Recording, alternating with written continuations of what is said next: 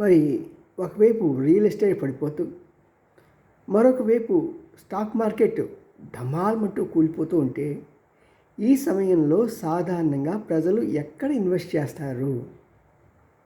జాగ్రత్తగా ఆలోచిద్దాం. ఎందుకంటే మన డబ్బులు పోకుండా ఉండాలి, నష్టపడకుండా ఉండాలి.